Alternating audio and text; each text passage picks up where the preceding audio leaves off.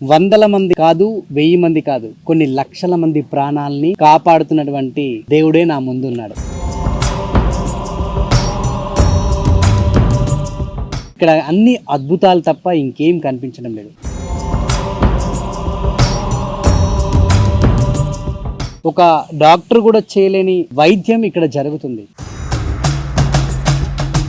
మనిషి చనిపోతున్నాడు, లేదంటే ఆఖరి స్టేజ్లో ఉన్నాడు, అలాంటి వారందరూ కూడా ఈరోజు మరో జీవితాన్ని ఇచ్చినటువంటి శ్రీ కృష్ణానంద స్వామి గారు నాతో పాటు ఉన్నారు.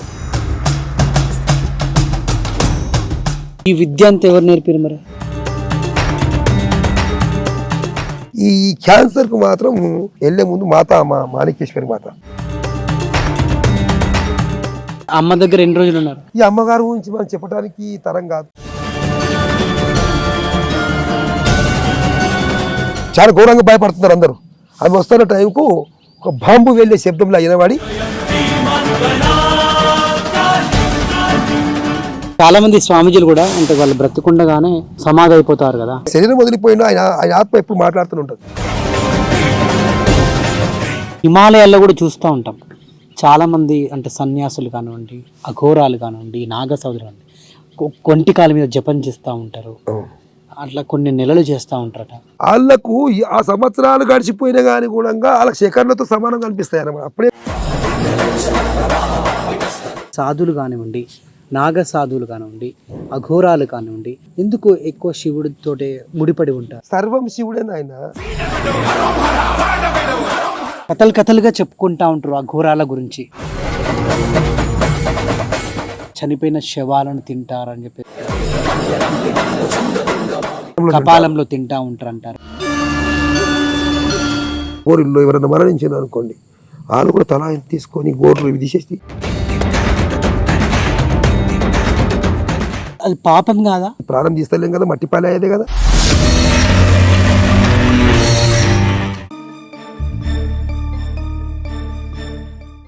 నమస్తే, వెల్కమ్ టు అవర్ ఛానల్. వందల మంది కాదు, 1000 మంది కాదు, కొన్ని లక్షల మంది ప్రాణాలని కాపాడుతున్నటువంటి ఆ దేవుడే నా ముందున్నాడు. నిజంగా ఇక్కడికి వచ్చినప్పుడు అసలు ఏంటా అన్నట్టుగా అనిపించింది. ఇక్కడికి వచ్చినాక ఏంటి ఇది అని అనిపిస్తుంది నాకు. ఇక్కడ అన్ని అద్భుతాలు తప్ప ఇంకేం కనిపించడం లేదు. ఒక డాక్టర్ కూడా చేయలేని వైద్యం ఇక్కడ జరుగుతుంది. ఎంబీబీఎస్లు, ఎండీలు కోట్లు లక్షలు పెట్టి ఖర్చు చేసి చదివినా కూడా ఇక్కడ నిజంగా మనిషి చనిపోతున్నాడు, లేదంటే ఆఖరి స్టేజ్లో ఉన్నాడు, అలాంటి వాళ్ళు నా కళ్ళ ముందు ఈ యొక్క వారం రోజుల్లో ఎంతోమంది 4 రాష్ట్రాల నుంచి వస్తున్నారు. వారందరూ కూడా ఈరోజు నిజంగా మరో జీవితాన్ని ఇచ్చినటువంటి మహా గొప్ప వ్యక్తి ఆయన. సో ఆయనే మన శ్రీ కృష్ణానంద స్వామి గారు నాతో పాటు ఉన్నారు. నమస్తే గురుజీ. నమస్కారం. నిజంగా నేను గత వారం కిందట వచ్చిన, మళ్ళీ ఇప్పుడు వచ్చాను. ఈ వారం రోజుల్లో అయితే నాకు అన్ని అద్భుతాలు తప్ప ఇంకేం కనిపించట్లేవు. సో గత ఇంటర్వ్యూలో మాత్రం మీరు కంప్లీట్గా మీరు చేసేటువంటి వైద్యాన్ని, మీరు ఇచ్చేటువంటి ఆ మందుల గురించి చెప్పారు. సో ఎటువంటి రోగం వచ్చినా కూడా ఇక్కడ నయం చేయగలనన్న ఒక నమ్మకాన్ని కల్పించారు భక్తులకు, ఇక్కడ అనారోగ్య సమస్యలతో వచ్చినటువంటి వ్యక్తులకు కానివ్వండి. సో అసలు మీ ప్రయాణం గురించి కూడా నాకు తెలుసుకోవాలని ఉంది. అసలు ఈ కంప్లీట్గా ఈ జీవితంలోకి మీరు ఎప్పుడు వచ్చారు, ఎందువల్లకు వచ్చారు? ఎందుకంటే మాలాంటి సామాన్యులు మేము జనరల్గా ఏదో జాబులు చేసి బతుకుతూ ఉంటాం, వ్యాపారాలు చేసి బ్రతుకుతూ ఉంటాం. అటువంటిది ఇటువంటి దైవ కార్యంతో మొదలుపెట్టినటువంటి ఈ మహా అద్భుతమైన ఈ యొక్క ప్రయాణం గురించి నాకు తెలుసుకోవాలని ఉంది. అసలు ఎలా ఇది ఎందుకు ఈ విధంగా ఎప్పుడు వచ్చారని మీరు విచారిస్తున్న ప్రశ్నే. నేను నా చదువు నేను జన్మించిన గ్రామంలో బసడిపల్లి లోపటనే ఆ రోజుల లోపల 4వ తరగతి వరకు ఉండేది అన్నమాట. ఇక్కడ పూర్తి చేసుకున్నాను. ఇక్కడ నుండి ప్రక్కన ఉన్న సోమనగుర్తి గ్రామం ఉంది, ఇక్కడికి 2 కిలోమీటర్స్ కనబడుతుంది మనకు. ఆ సోమనగుర్తి గ్రామం లోపల 7th వరకు పూర్తి చేసుకున్నాను.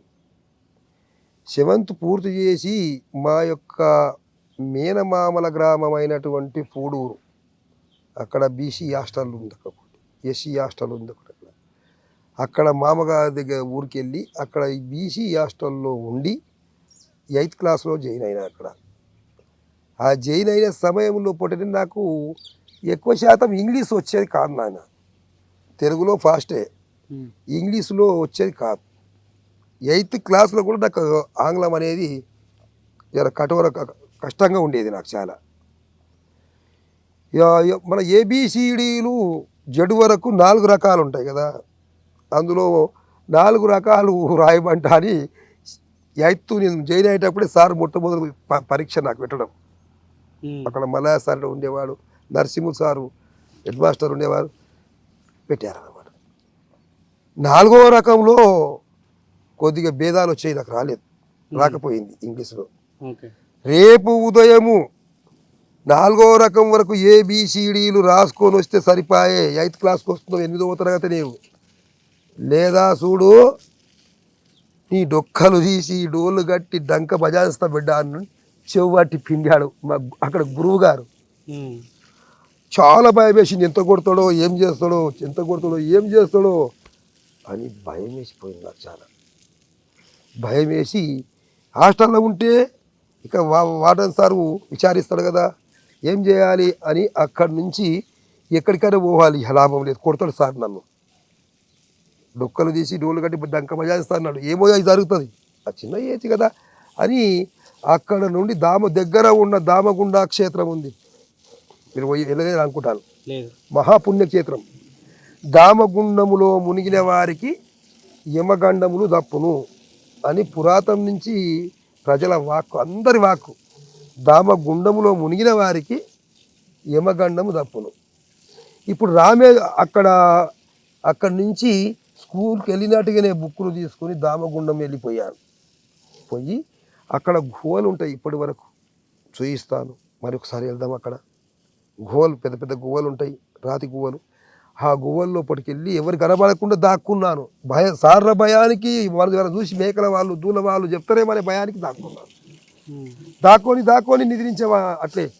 సాయంత్రం వరకు రాత్రి అయిపోయింది, రాత్రి అయిపోయింది. రాత్రి అడవి జంతువులు ఉండేటివి అన్నీ అక్కడ చూశాను.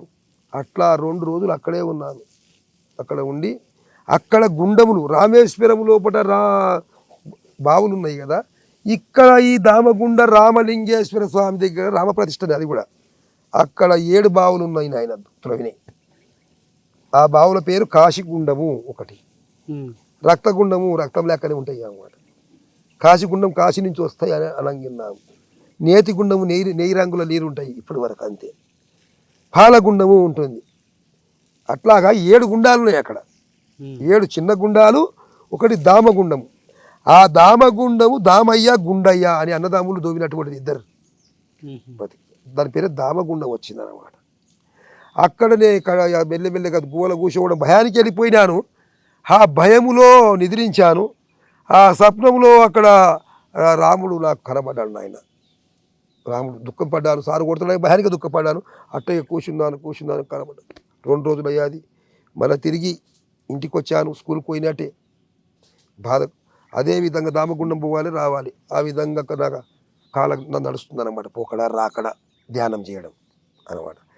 అట్లాగా 3 నెలలు దామగుండంలో ధ్యానం చేశాను. ధ్యానం అంటే తెలిసిపోయింది, శ్వాస మీద ధ్యాస మొత్తం అక్కడి జరిగిపోయింది. అక్కడ నుంచి ఇక్కడ ఉంటే కాదు, ఇక మామగారు పశువులు ఉండి అడవికి వచ్చేవాడు, ఆయన కంటే వాడగాని కష్టమే కదా.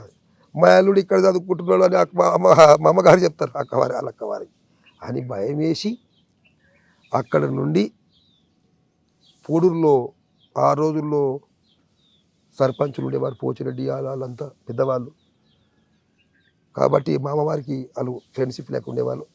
వాళ్ళ యొక్క మోటార్ సైకిల్ మీద తీసుకొని నేను హిమాలయాలు వెళ్ళదికే నిర్ణయం చేసుకున్నాను. అక్కడికి ఎవరు వచ్చారు, ఒక సాధు వచ్చి దామగుండానికి. నాన్న మీరు ఎక్కడ వెళ్తారు అంటే, మేము కేదార్నాథ్ వెళ్ళిపోతున్నాం నాయన అన్నాడు. చూడండి, అంటే మీ ఎంబడి నేను వస్తాను అని అక్కడి నుంచి పట్టాను, మొండి పట్టు. బిడ్డ నువ్వు ఎక్కడొస్తున్నావు, చిన్న బాబు నువ్వు ఎక్కడొస్తావు నాయన, రాకూడదు కదా అంటే అట్లే వెళ్ళాను. నడుస్తూ పూరుడు నుంచి గొంగుపల్లి అనే గ్రామం నుంచి మన్యగూడెం వెళ్ళిపోయాను. మన్యగూడెంలో ఆ రోజుల్లో చక్కెర ఫ్యాక్టరీ ఉండేది. చక్కెర తయారయ్యే చెరుకును రసాయనం తీసి చక్కెర తయారయ్యే ఫ్యాక్టరీ ఉండేది ఆ రోజుల్లో. ఆకలి కొన్ని ఉన్నాము, ఆకలిలో అక్కడ బెల్లం తయారయ్యేది. పోగానే బెల్లం పెట్టేవాళ్ళు అక్కడ. బెల్లం సాగు అడుక్కున్నాడు. 1 కేజీ బెల్లం పెట్టారు. చెరి పావు కేజీ బెల్లం తిందాం ఆ రోజు తీపి. తిని తప్పకుండా ఆయన సరే బిడ్డ దా మరి వెళ్దామని వెళ్ళాడు. వెళ్ళి అదే విధంగా అక్కడ నుంచి హైదరాబాద్ వెళ్ళి అక్కడ నుంచి ఆయన వెంబడే వెళ్తున్నారన్నమాట. అక్కడ ఢిల్లీ ట్రైన్ అప్పుడు ఉండేది. ఢిల్లీలో దిగి ఆ ఢిల్లీలో దిగంగానే కేదార్నాథ్ పోవాలంటే ఒక కార్డు ఇస్తారు, బెడకేస్తారు నాన్న, ఒట్టిగా పంపరు కదా. కేదార్నాథ్ పోయే వాళ్ళకి ఒక గొడుగు కూడా ఇస్తారు అప్పుడు ఆ రోజుల్లో. ఒక బూట్లు కూడా ఇచ్చేవాళ్ళు ఆ రోజుల్లో. మేము బూట్లు తీసుకోలేను, గొడుగు తీసుకున్నాను, జాకెట్ తీసుకున్నాను. కేదారిల్లదికి అక్కడ సంతకం పేరు రాసుకునే వాళ్ళు. సాదే రాపిచ్చాడు అంతా. రాపిచ్చి అడ్రస్ రాయించి అక్కడ నుంచి ఢిల్లీ నుంచి కేదార్నాథ్కు ప్రయాణం ఆయన డైరెక్ట్గా. అక్కడి నుంచి పైకి టాంగలు నడిచేట్టు అక్కడ ఎక్కువ శాతం టాంగ మీద తీసుకొని అక్కడి నుంచి నడిచిపోయి కేదార్నాథ్లో పట్టినే ఎక్కువ రోజులు 3 నెలల 15 రోజులు ధ్యానం చేస్తూ కూర్చున్నాం నాన్న. కేదార్నాథ్లో సత్యానంద మహారాజు గుహలో ఉండేవాడు. గుహ ఉంది అక్కడ. అక్కడ మహావతార్ బాబా గుహనేమో పైకి ఉంటుంది ధ్యానం చేయటం. మహావతార్ బాబాజీ వారిది ఇక సైడ్లో ఉంటుంది. కేదార్నాథ్ చిన్న గుహలో ఉన్నాడు. ఎక్కడ ఆహారం లేదు, ఏమి లేదు. అక్కడ నది ఉన్నది. ఆ నదిలో మునిగి ఆ గురువుగారి దగ్గరికి పోయినాం. వెళ్ళాను. మీరు ఒక్కరే వెళ్ళారా? ఒక రామయ్య అనేట ఉంటాడు నా వెంబడి. రామయ్య అక్కడ కలిసినాక అయిపోయాడు. ఎక్కడ కలిసి? నాకు అక్కడే కలిసాడు, ఢిల్లీలో కలిసాడు. ఢిల్లీలో సాదెంబడే కలిసాడు. సో అక్కడ వరకు ఒక్కడే మీరు ప్రయాణం అంతా? సాదెంబడి వెళ్ళాను కదా. ఇక్కడ దామగుండం సాదే ఉన్నాడు కదా. సాధు పేరు సాదే కాదు సాధు. ఆయన మీ గురువు? సాధు మొట్టమొదటి దారి చూపించిన గురువే కదా. అక్కడ నేను తీసుకొని ఆ రామయ్య మేమంతా అక్కడ కూర్చొని సత్యానంద మహారాజు అని పేరు తెలియదు మనకు కనుక ఆడ కూర్చున్నాం. కూర్చుంటే అక్కడ వృక్షాలు ఏముండేటివి కావు, హిమాలయాలు ఏముండే ఎక్కువ ఉండవు కదా. ఎవరో కొండ పోయిన ఒక మామిడి వృక్షం చిన్నది బాతినాడు. ఒక వృక్షం బాతిండ్రు ఇంతేతో అతుకుపారు వృక్షం కదా. అప్పుడే చిన్నతనమే పూత వస్తుంది దానికి. వస్తే అక్కడ కూర్చున్నాక ఆ గురువు గారు సత్యానంద మహారాజు కాలి రాగి వరకున్నాయి కదా రాగులు, రాగి జావ మాత్రం తాగేవాడు. రాగి ఉండలే తినేవాడు కాల్చుకొని, అగ్గి పెట్టి తినేవాడు ఉండలు. ఎప్పుడు చూస్తున్నాం మాకేమైనా పెడతాడేమని. మొట్టమొదటి రోజు ఏమీ లేదు. రెండో రోజు అట్టే పోయి నది కాడికి కూర్చున్నాం. ఆ రామయ్య, నేను, ఆ సాధు కూడా ముగ్గురం కూర్చున్నాం. కూర్చుంటే ఆ రోజు ఎప్పటికీ వారు వస్తే మాట్లాడకుండా అక్కడ రాగి ముద్ద కాల్చుకొని పోయేవాడు పిండిది. అటువంటి ఆ అగ్గి మీద ఆ రోజు 4 ముద్దలు కాలుస్తున్నాడు. నిన్న ఒకటి కాల్చిండి, 4 కాల్చిండే. ఏదో మనకు పెట్టటే ఉన్నాడు, పలకరిస్తాడు అనుకున్నాం. ఆ రోజు ఆశ కలిగింది. ఆ రోజు కాల్చి ఆ రాగి ముద్దలు తలా ఒకటి ఇదర్ సే హాయ్ బేటా అని హిందీ ఇక్కడ తెలుగు ఉండదు కదా. ఇదర్ సే హాయ్ బేటా అన్నాడు. అంటే నా ఇంటి వచ్చిన వాళ్ళు చెప్పారు. అప్పుడు హిందీ స్పష్టంగా వచ్చేది కాదు నాకు. వచ్చారు హైదరాబాద్ సే హాయ్, ఆంధ్రప్రదేశ్ అని తెలంగాణ ఉన్నది కదా, ఆంధ్రప్రదేశ్ హాయ్, హైదరాబాద్ సే అని చెప్పేట కదా. ఈ కాలేవు బేట అని అరటి చెట్టు ఒకటి ఉండే అక్కడ ఆ ఆకుల్లో రాగి ముద్దలు పెట్టాడు అన్నమాట. అదే మొట్టమొదటి మా కేదార్నాథ్లో ప్రసాదం మాకు. అక్కడి నుంచి తిన్నాం. ఆయన సేవ చేసుకుంటా నదిలో నీళ్లు తీసుకొచ్చి సేవ చేసుకుంటా ఆడనే ఉన్నాం. ఉంటే ఒకరోజు ఆయన బాగా జ్వరం వచ్చింది. సత్యానంద మహారాజు బాగా జ్వరం వచ్చేసేది. అక్కడి నుంచి పోవడానికి ఏ ఆహ్వానాలు లేవు ఆ రోజుల్లో. టాంగాలు కిందికి పోతే దిగిపోతేనే టాంగా వచ్చేది, టాంగా బండి. అప్పుడు ఏమంటుండంటే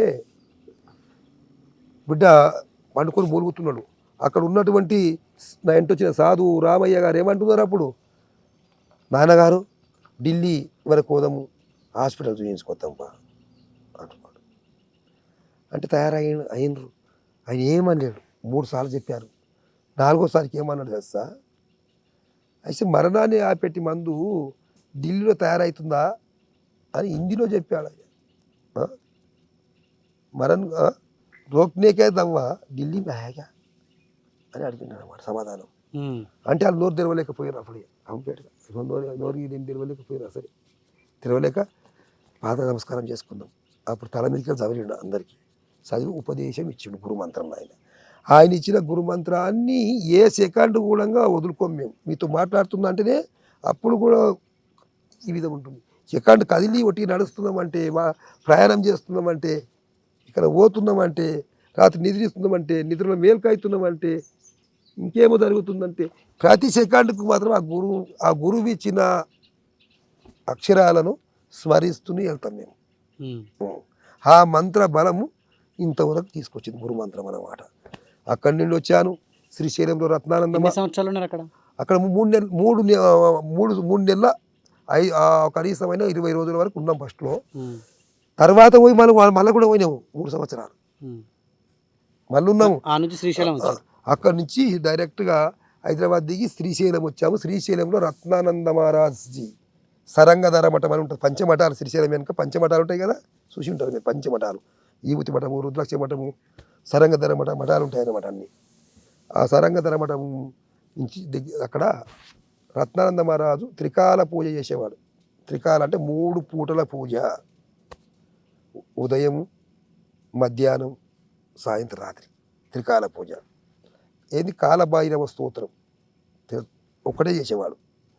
కనుక అక్కడే ఉండి ప్రతిరోజు 6 నెలల వరకు ఆ కాలభైరవ పూజ యజ్ఞంలో పాల్గొని అతని దగ్గరని రాత్రిలో సేవ చేసుకుంటూ ఉండేవాళ్ళము.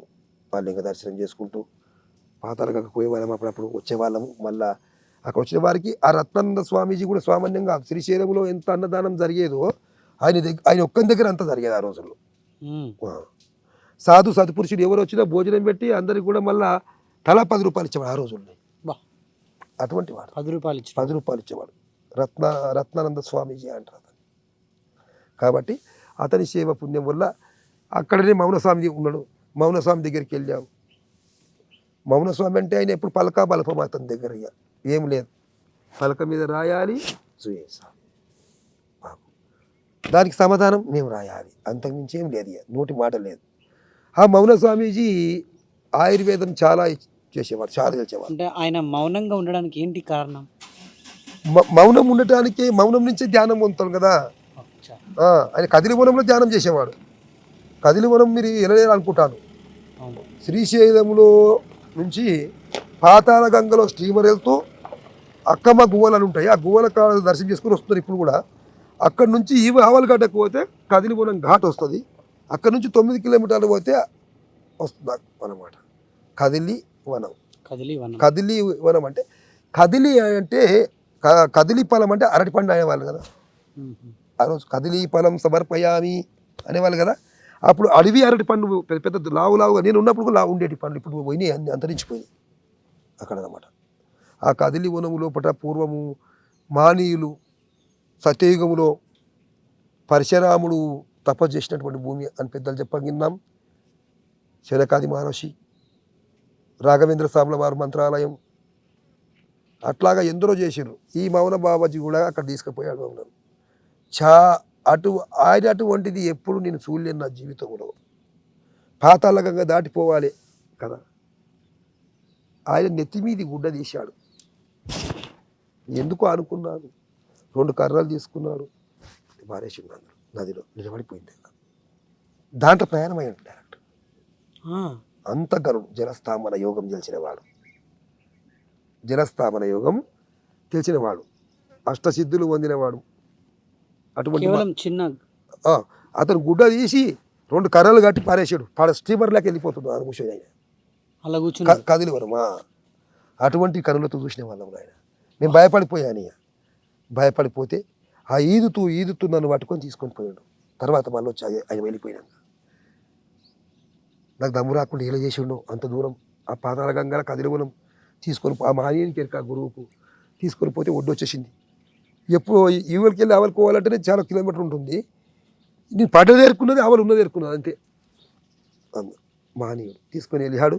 కదిలివనంలో చాలా రోజులు ఉన్నాను. ఆయన అతను సేవ చేసుకుంటా కూర్చుని పెట్టి వచ్చిండు. మళ్ళీ నేను వచ్చినంత వరకు రావద్దంటే పలక మీద రాసిండు. అక్కడి నుంచి దత్తపాదము ఒక 8 కిలోమీటర్లు అవుతుంది. కాబట్టి ఆ దత్తపాదంలో కూడా ఇంకా కొద్ది రోజులు ఉన్నాను దగ్గర. అక్కడక్కడ కాలం గడుపుకుంటూ పోయినాను. కనీసం 18 నెలల వరకు కాలం బాగా గడిపాను అక్కడ. ఎలుగుబంటు అన్నీ చూస్తూ ఆనందంగానే ఉన్నాను. గువ్వలు ఉన్నాయి కనుక ఆనందంగా ఉన్నాం. అక్కడ సెంచు వాళ్ళు ఉండేవాళ్ళు నాన్న, ఇప్పటికి కూడా ఉన్నారు ఆ సెంచు వాళ్ళు. మాలేవంకల అనే ఒక 4-5 గుడిచెలు ఉండేవి. మాలేవంకల పేరు పెట్టుకున్నారు. లింగాయ బోరి అనేది ఒకటి ఉండేది, ఇప్పటికీ ఉన్నది అక్కడ లింగాయ అనే పేరు మీద. అట్లా సెంచు వాళ్ళు ఉండి వాళ్ళు తల్లిదండ్రి మా అన్నమాట.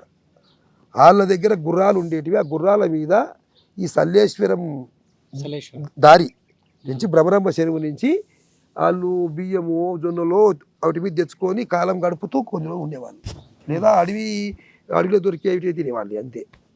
అట్లా ఇప్పటికి ఉన్నారు వాళ్ళంతా. వాళ్ళ దగ్గర వాళ్ళ పెట్టి పూజించుకుంటూ ఆ ధ్యానం చేసుకుంటూ అక్కడే ఉన్నాం నాన్న.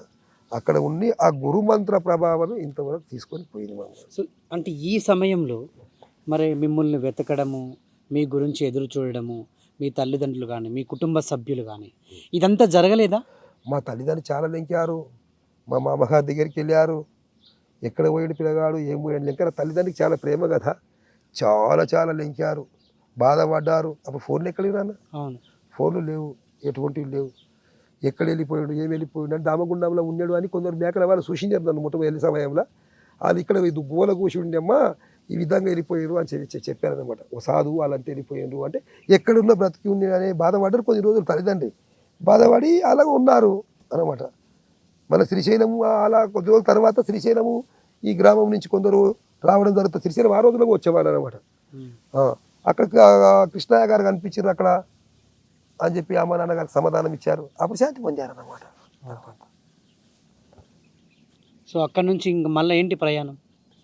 అక్కడి నుంచి ఇక్కడికి వచ్చాను. ఇక్కడికంటే కేదార్నాథ్ నుంచి వచ్చిన తర్వాతనే మందిరం నిర్మాణం కాలేదు. పెద్ద అడవి ఇది. ఇక్కడికి మా మల్లికార్జున గుడి అని 2 కిలోమీటర్లు ఉంటుంది ఆ అడవిలో. అక్కడ అడవిలో ఉంటుంది, అక్కడ కొండపైన ఉంటుంది, ఇప్పటికి ఉంటుంది. సంవత్సరానికి వచ్చే యాత్ర అవుతుంది. అక్కడనే కూర్చునేవాడిని నేను ఎక్కువ. అక్కడి నుంచి దేవుని లొద్ది అనేది ఉండేది. ఈ అంత పుణ్యక్షేత్రాలు ఆయన ఇవి సామాన్యం కావు.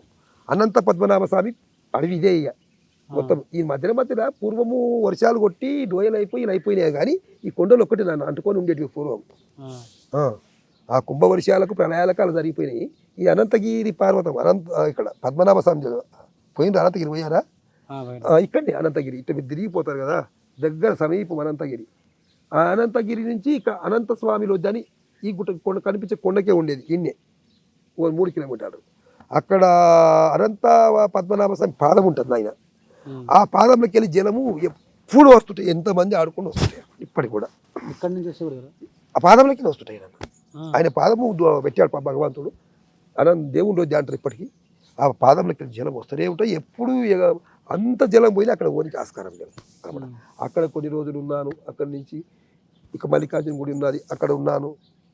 ఈ ఆయుర్వేదానికి ముఖ్యమైన నా గురువు ఇక్కడ మౌన బాబాజీ మాత్రమే పలకల మీద రాసించి సూచించేవాడు అన్ని.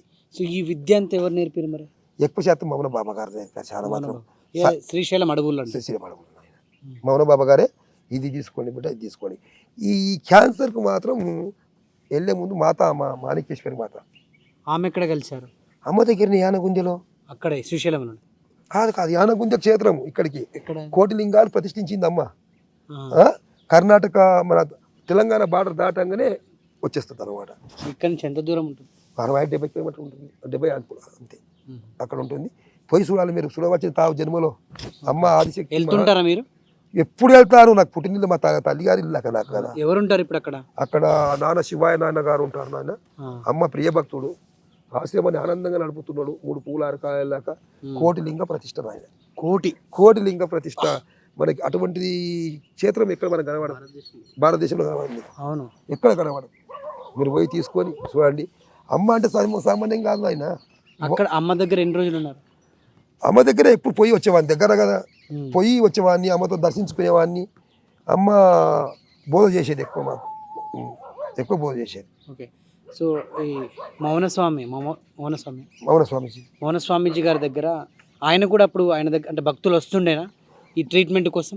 చాలా మంది వచ్చేవాళ్ళు కదా శ్రీశైలం. నూరు పెట్టేవాడు, మాట్లాడేవాడు కాదు నాకు. మాట్లాడేవాడు కాదు. కాళ్ళు అంగోటి ఉండేది, పెద్ద పెద్ద జడలు ఉండేది. మీరు సహకరిస్తుండే చాలా. మేము తెచ్చేవాళ్ళం కదా, మాకు ఊహించాడు కదా, ఇవి తీసుకురా బిడ్డ, అవి తీసుకురా బిడ్డ, అడవుల నుంచి. మేము పోయి తేవాలి అంతే. తేవడం ఆయన నూరడం. చాలా చాలా రోజులు కాలం గడిపాం. ఇప్పటికీ నిత్య అన్నదానం నడుస్తుంది మన సమితి పెద్ద ఎత్తున. ఎవరు చేస్తారు ఇప్పుడు? లేరు కదా, శిష్యులు ఉన్నారు కదా, శిష్యులు చేస్తారు. ఆశ్రమం అనేది ఎప్పుడు నడుస్తుంటుంది. ఆయన ఒక్కసారి అన్నదానం స్టార్ట్ చేసినప్పుడు అది కొద్దిగా నడుస్తూనే ఉంటుంది. ఈ మరి అక్కడ ట్రీట్మెంట్కి సంబంధించి అక్కడ కూడా ఇస్తారా? ఇటువంటి ట్రీట్మెంట్ ఇవ్వరు నాయన. ఇక లేదు. దర్శనం చేసుకుని భోజనం చేసుకుని అంతే. రావాలి. ఇక స్వామి గారు కాలం చేశాక కాలం చేస్తారు ఆ గురువులు, కాలం అనకూడదు. గురువులు ఎప్పుడు మనం ఓకే. వాళ్ళు ఈ సమాధి స్థితి గురువు గారు ఎప్పుడు ఉంటారు.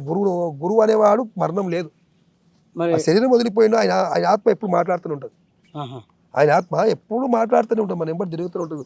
ఎప్పుడు మనము గురువును వదలొచ్చు, గురు శరీరం పోయిందని వదులుకోవచ్చు, కానీ గురునామస్మరణ, గురువు యొక్క ఆత్మ నిన్ను ఎప్పుడు వదులుకోదు, జన్మ జన్మకు వదులుకోదు. ఒక్కసారి గురువుని నమ్మిన తర్వాత ఆయన వదలనే వదలడు. శిష్యుడు వదలవచ్చు కానీ గురువు వదలలేడు. జన్మ జన్మకి ఏమడి వస్తుంది. ఓకే. చాలామంది స్వామీజీలు కూడా అంటే వాళ్ళు బ్రతికుండగానే వాళ్ళకి అంటే అందులోనే ఇంకా సమాధి అయిపోతారు కదా, అలాగైనా అయిపోయారా ఏంటి ఈ స్వామీజీ? అట్లా కాలేదు ఆయన, అలాగాలి. అందరు చూడటానికి ఈ రోజుల్లో అటువంటి పర్మిషన్స్ ఉంటాయి హనాన్న లేవు. ఆ రోజు సిడి సాయినాథుడు, మంత్రాలయ రాఘవేంద్ర స్వామి సమయంలో వాళ్ళకి తగినటువంటి వాళ్ళు ఉండేవాళ్ళు, పర్మిషన్స్ ఇచ్చారు కలెక్టర్స్, అలా జరిగింది. ఇప్పుడు ఈ మేము చూసినంతలో మొత్తం అటువంటి జరగదు ఆయన. అందరూ లోకం అంతా చూడటానికి మరణించినట్టే నటిస్తారు ఆ గురువులు. ఏం తెలియదు వాళ్ళకు బ్రహ్మరంధ్రాన్ని ఆపుకుంటారు వాళ్ళు. మహాజ్ఞానులు కదా, బ్రహ్మజ్ఞానులు. ఆ బ్రహ్మరంధ్రంలో ఆపుకుంటారు వాళ్ళు. వాళ్ళకి మరణం ఎక్కడ ఉంటుంది ఆయన. సో ఇప్పుడు మౌన స్వామీజీ దగ్గరికి వచ్చే భక్తులు చాలామంది ఇప్పుడు మీ దగ్గరికి కూడా అనారోగ్య సమస్యలతో వస్తున్నారు, అండ్ కుటుంబ సమస్యలతో వస్తున్నారు, ఇంకా ఇతర సమస్యలతో కూడా వస్తున్నారు. అంటే ఇటువంటి వాళ్ళు కూడా వచ్చేవాళ్ళ స్వామీజీ దగ్గరికి? కుటుంబ సమస్యలతో వచ్చేవాళ్ళు కాదు నాన్న, ఓన్లీ అనారోగ్య సమస్యలే. ఆరోగ్యాల విషయమే, ఆయుర్వేదం గురించి మాత్రమే ఎక్కువ శాతం. సో అమ్మవారి గురించి, ఈ అమ్మగారి గురించి మనం చెప్పడానికి తరం కాదు, మనం చెప్పతరం కాదు. మీరు చూసి తీసుకుంటే బాగుంటుంది. అమ్మగారి నుంచి మనం వర్ణించలేము. ఏ భారతదేశం కాదు, ప్రపంచమే వర్ణించలేదు అమ్మ. మీరు నేర్చుకుందండి అమ్మగారి దగ్గర నుంచి? అమ్మగారి నుంచి పెద్దగా నేర్చుకున్నది ఈ క్యాన్సర్ విద్య గురించి. ఏం కిష్టయ్యా నువ్వు బతికిస్తావా ఇళ్ళను అంటే అడిగేది నన్ను పిలిచి. అమ్మగారి దగ్గర ఒక భక్తునికి క్యాన్సర్ వచ్చాది. అమ్మకు ఆ భక్తుడు కూడా తన కొడుకును ఆశ్రమం దానం ఇచ్చాడు శివజయంతికి. తండ్రికి వచ్చాది క్యాన్సర్. నన్ను ఉత్తరం రాసి పంపించాడు అమ్మ ఇక్కడికి అన్నమాట. అది పోయిన తర్వాత కృష్ణయ్య బతికిస్తావా అంటే, అమ్మ మీకు రూపు ఉంటే మీరు లేదు మేమెవరం బతికేయటానికి అన్నమాట. అంటే నేను నుంచి అవుతుంది బిడ్డ, వాళ్ళ శ్రీశైలం నుంచి ఎందుకు వచ్చినవారు ఇక్కడ మాయలకు, మంచిగా ఉంటుంది కదా మల్లయ్య దగ్గర అని అడిగింది. అమ్మ అంతా రాసింది మీరే, నాకేం తెలుసు, మీ కృప అన్నాను. కృష్ణయ్య రా అని చెవులో బోధించాలి. ఈ ఔషధములు చిన్నవి నీకు చెప్తున్న బిడ్డ, ఈ ప్రజలకు వంచిపెట్టిన ఆయన. పూర్వము రాసపుండు అనే దాని, ఇప్పుడు క్యాన్సర్ అంటున్నారు కదా, ఆ క్యాన్సర్ రోగములకు ఈ ఔషధములు పనిచేస్తాయి. ఈ ఔషధము ప్రజలకు పంచిపెట్టి సంజీవిని ఔషధాలన్నా అని అమ్మవారి ఇచ్చినటువంటి ఔషధం క్యాన్సర్కి. ఓకే. సో ఇప్పుడు మిగతాది ఆ స్వామి దగ్గర ఆ విద్య మౌన బాబా. ఇప్పుడు ఈ అంటే ఏదైతే మీరు మందులు ఇస్తున్నారు, ఈ కంప్లీట్ అన్ని అక్కడ నుంచి చేస్తారా? ఎక్కడి నుంచి ఆ శ్రీశైలం అడవికి తెస్తాము. దామకుండా మళ్ళీ పెద్ద అనంతగిరి అడవి అంత అడివే కదా, ఈ అడవి నుంచి తీసుకొస్తాం. ఎక్కువ శాతం ఔషధాలు మాత్రము గోవు నుంచి సంబంధమై, గోవు నుంచి మొత్తం ఎక్కువ శాతం. గోమలం నాకు పనిచేసేది, గోమూత్రం పనిచేసేది, గోవు పాలు పనిచేసేది, గోవు నెయ్యి పనిచేసేది, అన్ని గోవు నుంచి. మరి ఈ ప్రయాణంలో మీకు ఎటువంటి ఆటంకాలు రాలేదా? చాలా ఆటంకాలు వచ్చాయి. అనేకమైన ఇబ్బందులు పెట్టారు, అనేకమైన ఇబ్బందులు తట్టుకోలేని ఇబ్బందులు పెట్టారు. సాధుకు ఇబ్బందులు ఏం కావు కదా, అంతా ఆయన భగవాన్ రీత్యా ఆయన రాసింది జరుగుతుంది కదా అనుకుంటే ముందుకు కొన్ని మాత్రం పంచుకుంటారు. జరిగిన ఆటంకాలు చెప్పుకోవడం, మళ్ళీ వాటిని యాద్ చేసుకోవడం, అవి దుఃఖ సంబంధం ఉంటాయి. అవి మళ్ళీ వీటిని యాద్ చేసుకోవడం, వాళ్ళకి పాత్రలకు వెళ్ళిపోవడం అంటే నాకు ఇష్టం ఉండదు. ఇష్టం ఉండదు. కొత్త దాంట్లోకి వచ్చే ప్రపంచంలోకి ఇప్పుడు కొత్త ప్రపంచంలోకి వచ్చినాం. ఆనందాన్ని న్యాయంగా ఉన్నాం. ఇప్పుడు ఆనందం చాలా ఘోరమైనటువంటి భక్తులకు తెలుసు కదా, చాలా రోజుల వరకు. సో ఈ క్షేత్రాన్ని అంటే ఇంత దాకా తీసుకురావడానికి అసలు ఎటువంటి నిజంగా మీరు అంటే ఇబ్బందులు కానివ్వండి, ఎటువంటి తిప్పలు పడ్డారు? ఈ క్షేత్రం ఇంత కడతాన్ని నా కళలో కూడా అనుకోలే కదా, నా స్వప్నంలో కూడా అనుకోలే కదా. ఏదో అటువంటి కట్టెలు ఒక 3 కట్టెలు తెచ్చి 3 కట్టెలు పెట్టి 3 సుప్ప కట్టెలు పెట్టి కూర్చున్నాను నేను ఇక్కడ. అంతే. పెద్ద అడవి, ఎక్కడ చూసినా కుందేళ్ళు తొడేళ్ళు ఉండేటివి, అడవి జంతువులు. ఎక్కడ చూసినా కాలు పెడితే ముళ్ళు, అన్నీ ముళ్ళు అనమాట. మంగముళ్ళు అంటారు. ఆ మంగముళ్ళ చెట్లు అన్నీ పోయి ఇప్పుడు మల్లెపూల చెట్లు తయారైనాయి ఆయన. మంగముళ్ళ చెట్లు అన్నీ వెళ్ళిపోయినాయి, మల్లెపూల చెట్లు తయారైనాయి అన్నమాట. అనేకమైన వృక్షాలు ఆయన మనకు గ్రహాలు ఎన్ని ఉంటాయి అన్ని అన్ని అన్నిటికి సంబంధించిన వృక్షాలు ఉంటాయి ఇక్కడ. కదంబ వృక్షం అంటే పార్వతి స్వరూపమే కదా. అవును. కదంబ వృక్షం చిన్నది కాదు కదా. ఎటువంటి గొంతులో ఇప్పుడు మనకు మీరు కూడా చెప్పొచ్చు అందరికి కూడా, గొంతులో జలగరము ఉంటుంది, వెళ్ళదు, ఎక్కువ గొంతు జాపు ఉంటుంది, తిప్పలు ఉంటుంది. అటువంటి వాళ్ళు ఆ కదంబ పండును తీసి ఒక్క పండు తింటే ఆ రోజు తెలిసిపోతుంది. ఒకరోజు తప్పించి ఒకరోజు పండు తినాలి, 5 రోజులు తింటే అయిపోయి. ఆ చెట్టుకున్న ఆ కదంబ పండు అంటారు, ఎర్రగా ఉంటుంది కదంబ పండు. ఈ గొంతు జలగరము దగ్గు అటువంటి తగ్గిపోతాయి. కదంబ పార్వతి స్వరూపిణి అమ్మవారు. కదంబ వృక్షము, రుద్రాక్ష వృక్షము, కల్పవృక్షం ఉంది ఇక్కడ ముఖ్యంగా, నిత్య దీపం ఉంటుంది. కల్పవృక్షము, ఔదంబ వృక్షము, అన్ని వృక్షాలు ఇక్కడ వెలిసినాయి. నైనా పెట్టాము. వచ్చిన తర్వాత వృక్షాలు అంటే చాలా ప్రేమ నాకు. అన్ని వృక్షాలు నాటాము. నాటి ఆ వృక్షాలది ఆకులు కొమ్ములు పనిచేస్తుంటాయి. ప్రతి ఒక్క ఆకు మనకు పనిచేస్తుంటుంది అన్నమాట.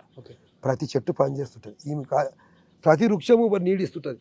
కానీ ఈ మానవుడే ఎవరికి నీడిస్తలేడు ఈ రోజుల్లో.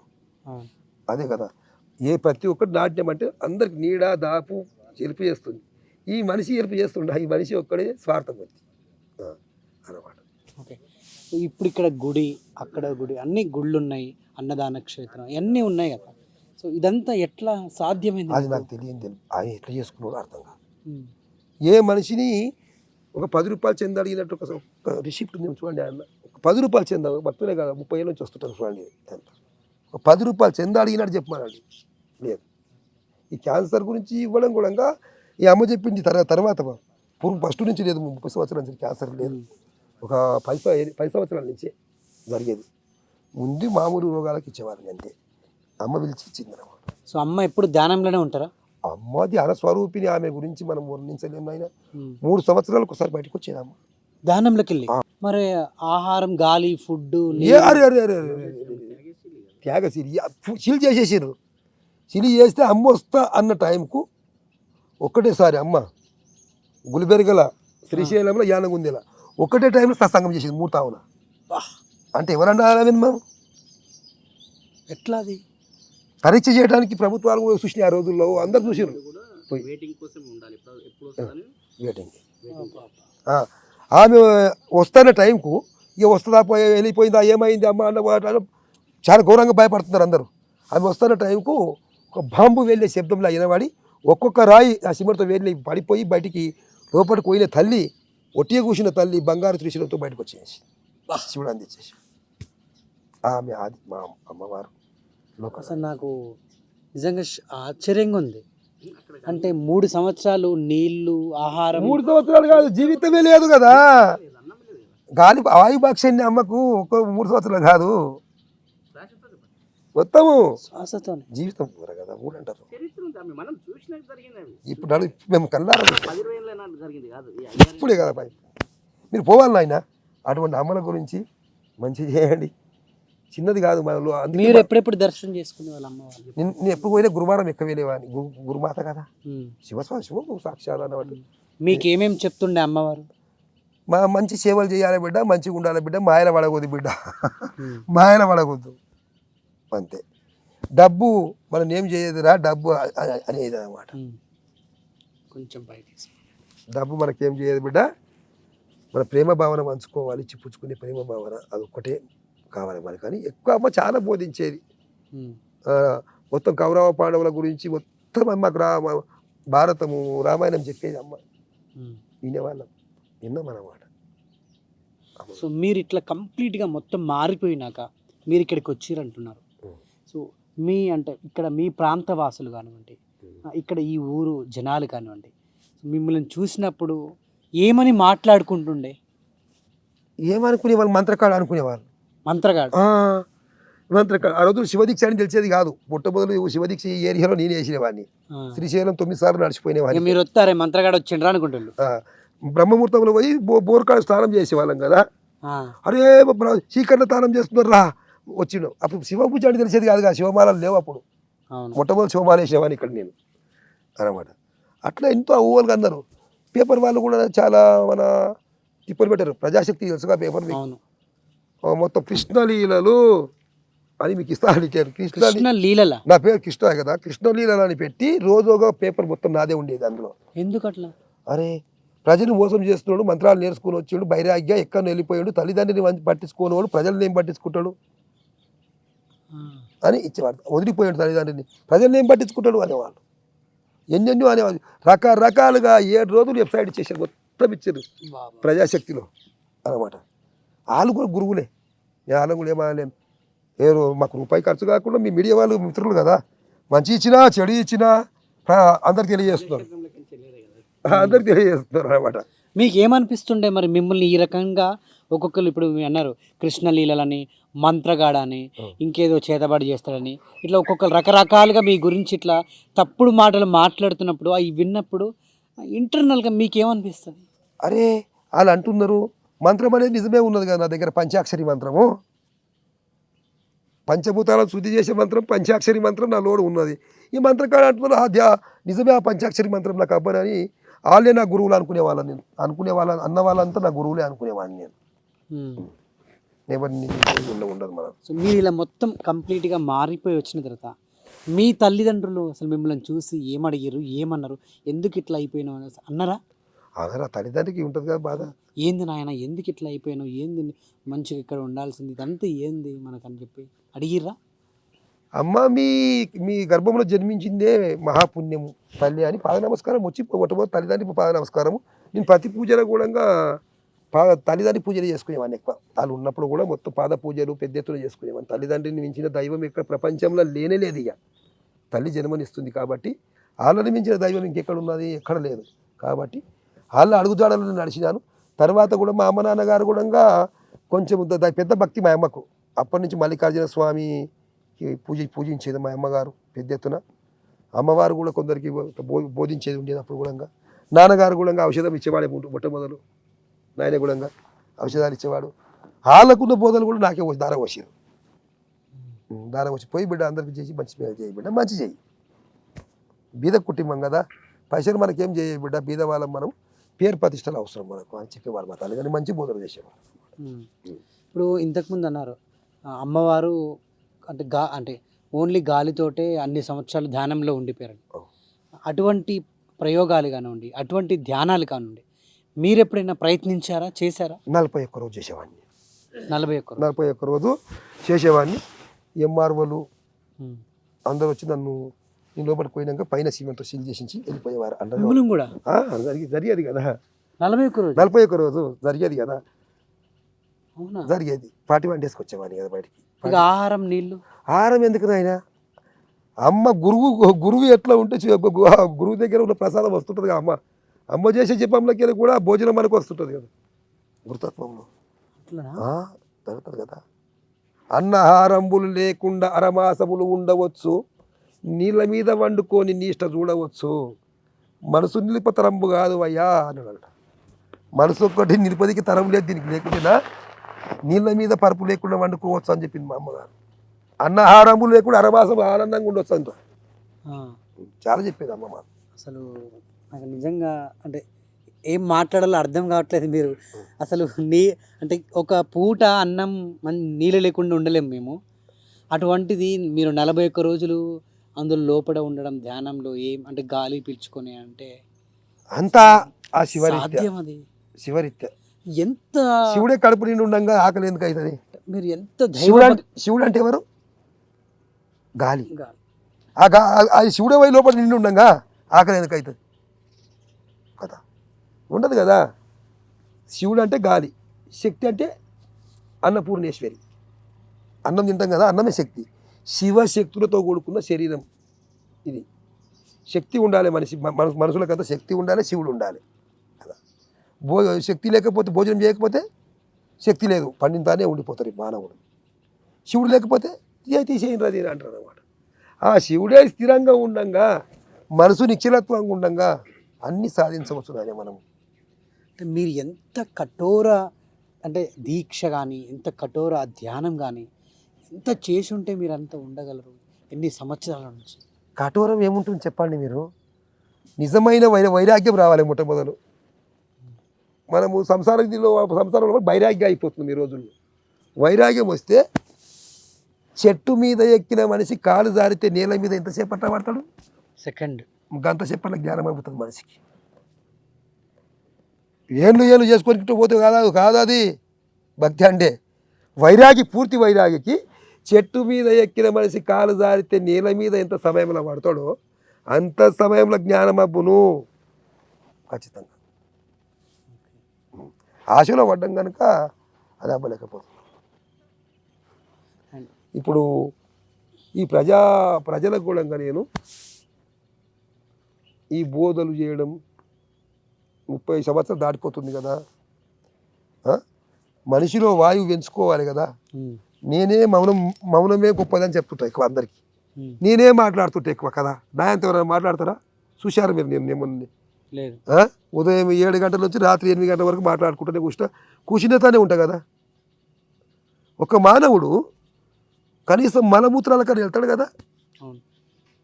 ఇప్పుడు 21 రోజు నన్ను ఇక్కడనే కూర్చుని పెట్టాను, ఇద్దరం కూర్చున్నాం మనం అంతే లేవకుండా. అసలు ఎట్లా? అదే నాకు అర్థం కావట్లేదు. అరే అన్నీ మనలో ఉన్నాయి, అన్నీ మనలో పట్టిన ఉన్నాయి. బయట ఎక్కడ లెక్కితే దొరకాయి. భగవంతుడు బయట లెక్కితే దొరుకుతాడు. ఆత్మే పరమాత్మ. మనలో ఆత్మశుద్ధి అయినప్పుడు అంత ఆనందమే. అంత ఉండొచ్చు నాయన, సర్వం ఉండవచ్చు. కనుక కొద్ది రోజుల్లో పట్ల నేను కూడా నిన్ననే మా కేదార్ నుంచి గురువు గారు వేదానంద గారు మా భక్తునికి ఫోన్ చేసి జైరాబాద్కి వచ్చేసాడు.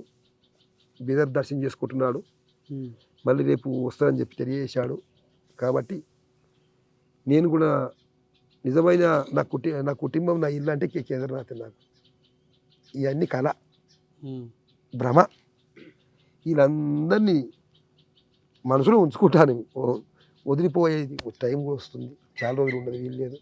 మళ్ళీ ధ్యానానికి వెళ్ళాలి. ఆయన ఒక సెల్ ఫోన్ నింపినామంటే ఛార్జింగ్ అయిపోతే బ్యాటరీ పెడుతున్నాయి, మళ్ళీ ఛార్జింగ్ కావాలి. మాట్లాడి ఏమున్నది దీంట్లో చెప్పండి? ఎంత మౌనం ఉంటే అంత గట్టి అవాక్ వస్తుంది. ఆయన అయిపోయి సంపాదించిందంతా ఒడిసగొట్టేసేది ఇప్పటికే. మళ్ళీ ధ్యానం గురించి ఎనదిక సిద్ధంగా ఉన్నా. భక్తులందరూ కూడా ప్రతి ఒక్కరు ఇక్కడ ఉన్నరా లేరా అనేది ఇక్కడ నెంబర్ మీరు కూడా పెట్టండి. దాంట్లో ఇక్కడ నెంబర్ పెట్టేసి తెలుసుకొని రావాలి దయచేసి. ఎంతో దూరంకి వెళ్ళి వస్తారు. నేను లేనప్పుడు 100 రూపాయలు కిరాయి 1000 పెట్టుకొని వస్తారు. నేను లేనప్పుడు ఎక్కడ పోతున్నామంటే కృష్ణానంద స్వామి పోతున్నాం అని నా పేరు చెప్పుకొస్తారు. కాబట్టి అది మళ్ళా జన్మకు నాకు రుణం అవుతుంది. ఆ కిరాయాలు కూడా నాకు రుణం అవుతాయి. అలా కిరాయాలు నేను లేకపోతే ఇక్కడ. కాబట్టి ప్రతి ఒక్కరికి నేను తెలియజేయడం ఏమనగా కొద్ది రోజుల లోపల అది ఖచ్చితంగా కేదార్నాథ్ వెళ్ళిపోతున్నాను.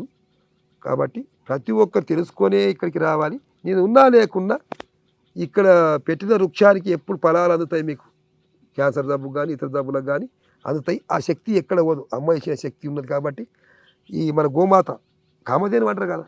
కామధేను అంటే ఏంది? కోరింది ఇచ్చేది. ఏం కోరితే అది దొరికేది. అమ్మ పాలు అంటే పాలు ఇచ్చే, అమ్మ పెరుగు అంటే పెరుగాయ, అమ్మ మజ్జిగ అంటే మజ్జిగాయ, అమ్మ నెయ్యి అంటే నెయ్యాయ, అమ్మ ఎన్న అంటే ఎన్నాయ, అమ్మ కోవ అంటే కోవ కూడా తయారా కదా మిఠాయి. ఏం తక్కువ చెప్పండి ఆవులో? కామధేనువు అంటారు. అందుకే సర్వం ఇచ్చేది మన అమ్మ ఆమె కామధేనువు. కనుక ఆ కామధేనువు యొక్క కృప వల్ల, మన గురువుల కృప వల్ల అందరికీ ఔషధాలు అందియగలుగుతున్నాము. మా దగ్గర ఏమి లేదు, ఎటువంటి శక్తులు మహాశక్తులు లేవు. మేము నిమిత్త మాత్రులము. భగవంతుని నమ్ముకొని విశ్వాసంగా నమ్ముకున్నాము. వాళ్ళు ఇచ్చిన మంత్రాన్ని ఏ సెకండ్ పోకుండా జపించుకుంటున్నాం. అంతరంగంలో బయటికి శబ్దం లేకుండా జపించుకుంటున్నాము. అదే శుద్ధి అయిపోయి, వాక్ శుద్ధి అయిపోయి మేము చెప్పిందే వేదంగా మారిపోతుంది నాన్న. ఒక మంత్రంకి అంత అంటే శక్తి ఉంటుందా? ఆ గురువు నోట్లకి వెళ్ళిన వాక్కు సామాన్యమా నాయన? గురువులు అంత శక్తి కాదు, ఘనమైన శక్తి ఉంటుంది. ఒక మంత్రం చెప్పిస్తూ అట్లా ఎన్ని రోజులైనా ఉండిపోవచ్చు. ఎన్ని రోజులైనా ఉండవచ్చు ఆయన, ఎన్ని రోజులైనా కూడా ఉండవచ్చు. మంత్రశక్తి చాలా పెద్దది కదా. ఇప్పుడు మనం అంటే హిమాలయాల్లో కూడా చూస్తూ ఉంటాం. చాలామంది అంటే సన్యాసులు కానివ్వండి, అఘోరాలు కానివ్వండి, నాగసౌదులు కానివ్వండి, కొంటి కాలు మీద జపం చేస్తూ ఉంటారు. అట్లా కొన్ని నెలలు చేస్తూ ఉంటారట. ఒక్కొక్క గురువు చేయి లేపిందంటే సంవత్సరాల చేయి కిందికి దించేవాడు కాదు. అంతే అలా ఉండిపోతాయి. కఠోరమైన తపస్సు. ఒక కాలు పెట్టినట్టే కాలు మీద ఉండేవాళ్ళు. ఆసనం పద్మాసనం వేసుకుని ఆసనంలో ఉండిపోయేవాళ్ళు. సుఖాసనం వేసుకున్న వారు సుఖాసనంలో ఉండిపోయేవాళ్ళు. వాళ్ళు వేసుకుంటారు. కానీ వాళ్ళకు ఆ సంవత్సరాలు గడిచిపోయినా కానీ కూడా వాళ్ళకి సెకండ్లతో సమానంగా అనిపిస్తాయి అన్నమాట. అప్పుడే కూర్చున్నా అనుకుంటున్నాను ఉమ్. మతి మరిపులో అందరినీ వెళ్ళిపోతుంది. అప్పుడే కూర్చున్నాను కానీ ఇప్పుడే కూర్చున్నాను కానీ అనుకునే వాళ్ళు అన్నమాట. సో మొదట్లో వీళ్ళందరినీ చూస్తున్నప్పుడు మీకేమనిపిస్తుండే? వీళ్ళు కాషాయం కట్టుకున్నారు, దేవుళ్ళ గురువులా సాధులా, ఇది సాధు అంటే తెలిసేవాది కాదు కదా ఆ రోజుల్లో. ఎవరి ఇల్లు అని నమస్కారం చేసేవాళ్ళు, అందరు చేసేవాళ్ళు, మేము చూసి నమస్కారం చేసేవాళ్ళం. సో ఎప్పుడు అనిపించింది అసలు దేవుడు ఉన్నాడు, దేవుడే మనల్ని ఇవన్నీ చేయిస్తున్నాడు, దేవుడి వల్లనే మనం ఇట్లా బ్రతుకుతున్నాము అని మీకు ఎప్పుడు అనిపించింది? ఎప్పుడు అనిపించిందంటే ఆహారం లేకుండా ఆనందంగా సర్వము అందిస్తుంది లోపల కాబట్టి అప్పుడే అనిపించింది. సర్వం లోపల ఆహారం లేకుండా ఉండలేము కదా దేవుడు లేనిది. దేవుడు బయట ఎక్కడ అవసరం లేదు, తన అంతరంగంలో ఉన్న జీవుడే దేవుడు అని తెలుసుకున్నాం అనమాట. తన లోపల ఉన్నవాడు జీవుడే దేవుడు. దేవునికి భగవంతునికి భక్తునికి ఒక పరద కూడా అడ్డం ఉంది నన్ను, అంతే. సన్నం మనం ఒక ఆట ఆడే ముందు పరద గుంజి తీసినట్టుగా ఫిలిం కుది ఉంటుంది అట్లా, అంతే. పరద కూడా మాత్రమే అడ్డం ఉంది, అది తీసుకొని నేర్చుకోవాలి అంతే. ఇప్పుడు చాలామంది మృత్యుంజయ మంత్రం లేకుంటే మృత్యుంజయ హోమం, ఇది అంటే చెవులో చెప్పిన చనిపోయే వాళ్ళు మృత్యుంజయ హోమం చేసినా కూడా బ్రతుకుతారు అంటారు, నిజమేనా? అది ఎంతవరకు ఫలిస్తుంది? మృత్యుంజయం చేసిన వాళ్ళకి ఖచ్చితంగా ఉన్నది బలం ఉంటుంది. ఆ మృత్యుంజయ మంత్రం అంటే ఓం బుం భువ స్వయం మంత్రం చిన్నది కాదు అన్నమాట, పెద్ద మంత్రం. అది ఫలిస్తుంది అన్నమాట. చనిపోయిన వాళ్ళు లేచేది కాదు అది. అరే వచ్చేటి గండాలను తొలగిస్తుంది. మృత్యు దగ్గర సమీపిస్తుంటే దాన్ని దూరం చేయగలుగుతుంది ఆయన. మృత్యుంజయ హోమం, మృత్యుంజయ మంత్రం దూరం చేయగలుగుతారు. చాలా మంది ఇప్పుడు యాక్సిడెంట్లు అయ్యి హాస్పిటల్ పడడము, లేదంటే ఇంకేదన్నా హెల్త్ ఇష్యూస్ హాస్పిటల్ పడడం, చాలామంది పెద్ద పెద్ద వాళ్ళు మనం టీవీలో చూస్తూ ఉంటాం, సోషల్ మీడియాలలో, న్యూస్లలో మృత్యుంజయ మంత్రం ఆ హీరో అంటే ప్రాణాల మీద అంటే చావు బతుకులు ఉన్నాడు, అందుకే మృత్యుంజయ హోమం చేయడం వల్ల బతికిందని చెప్పేసి అంటాను. 100% నమ్మొచ్చు. 100% నమ్మొచ్చు. మృత్యుంజయ హోమం కూడా మంత్రంలో ఆ బీజాక్షరంలో పెద్ద శక్తి ఉన్నదన్నమాట. మనిషిలోకి ఆ శక్తి నింపేస్తుంది అన్నమాట. శక్తి వచ్చినప్పుడు ఖచ్చితంగా ప్రాణం నిలవగలుగుతుంది. 100% దాన్ని నమ్మవచ్చు. ఎప్పుడు అంటే భక్తులు అంటే మీ దగ్గరికి ఇట్లా రావడం ఎప్పుడు మొదలైంది? అంటే ఈ ప్రయాణంలో అందరిగా మిమ్మల్ని నమ్మి ఒక్కొక్కరు రావడం ఎప్పుడు స్టార్ట్ చేశారు? నేను 1999 నుంచి కూడా వస్తుంది కదా. ఇక 2000 సంవత్సరం నుంచి పెరుగుతూ పోయింది. అప్పుడు అడవిలో కూడా రెబ్బ కోరు కూర్చునేవాళ్ళు, రాత్రి పగలు అయిపోయేవాళ్ళు కాదు. అప్పుడు కూడా మొట్టమొదలు కూడా రాత్రి పగలు అయిపోయేవాళ్ళు కాదు, లైన్ రాత్రి పగలు ఏకాంతం కూర్చునేవాళ్ళు అన్నమాట. ఇప్పటికంటే ఎక్కువ ఉండేవాళ్ళు అప్పుడు కూడా. ఎప్పుడు అంతే ఉంది నాన్న ఇక్కడ. మరి అప్పుడు ఇంత టెక్నాలజీ లేదు కదా. ఇప్పుడు అంటే మీరు మాత్రలు ఇస్తున్నారు, ఒక టానిక్ లాగా ఇస్తున్నారు, కొంచెం ప్రిపరేషన్ టెక్నాలజీ వచ్చింది కాబట్టి మనం తయారు చేసుకోగలుగుతున్నాం.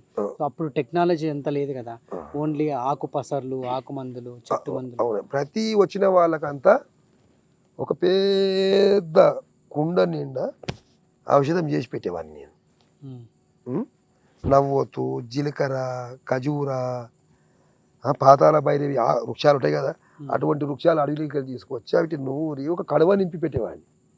ప్రతి ఒక్కరికి ఒక గ్లాస్ ఇచ్చి పట్టేవాడిని అంతే. దాంతోనే వాళ్ళు ఆనందపడేవాళ్ళు, నమ్మకం విశ్వాసం కదా, అందరు బాగుపడేవాళ్ళు ఆ రోజుల్లో.